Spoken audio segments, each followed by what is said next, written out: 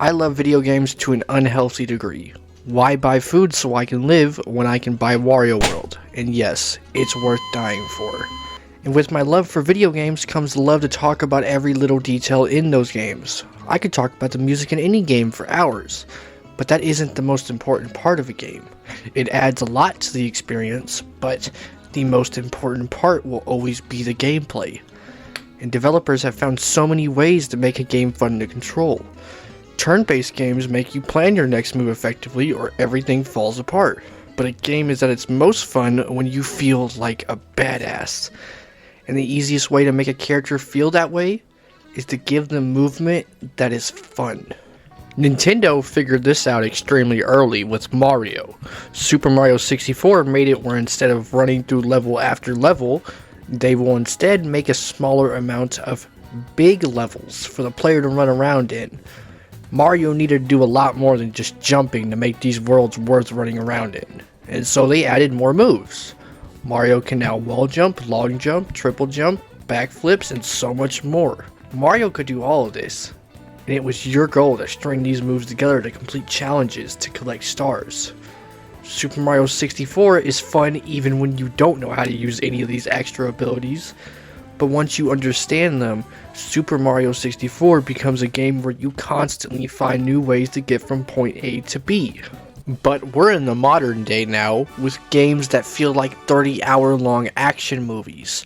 Spider-Man allows you to swing around New York doing random tasks. Some people would ask you to catch pigeons, others just want a picture with Spider-Man. You never know what to expect in the streets of New York, and so thank God it's fun to swing from one side of the city to the other. Fast travel is a feature that you can use, and yet I would much rather just swing my way to the next point of interest. You'll end up going through your own small adventure of weird tasks and crime fighting. Even the boss fights feel like they're pulled straight out of a movie. The Electro and Vulture fight have you swinging through the sky while dodging and weaving through electricity and feathers to get close enough to kick their ass. Kicking ass is something hack and slashes are made for.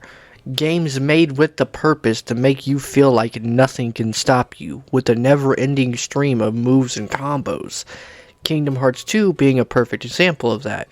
You start off being strong, and soon become a force that cannot be slowed down. With the addition of Drive Forms, Sora unlocks high jumps, double jumps, dashes, and can glide. This game gives you so much freedom on how you go into a fight with so many different options in the abilities menu.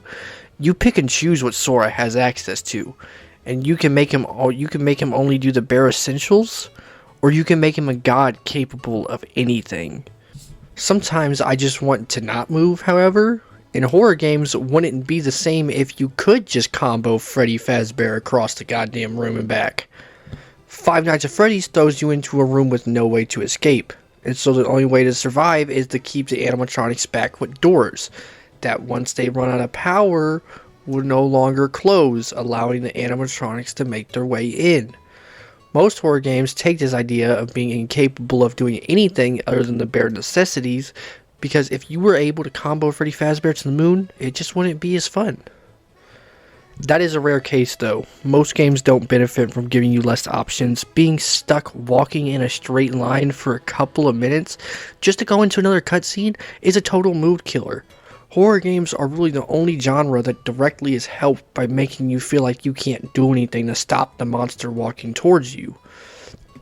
Sonic, on the other hand, moves so fast that the game becomes more about reaction than anything else. Getting S-ranks in Sonic Unleashed is a task that makes you master a level, finding new paths and slowly further and further into the level until it becomes second nature.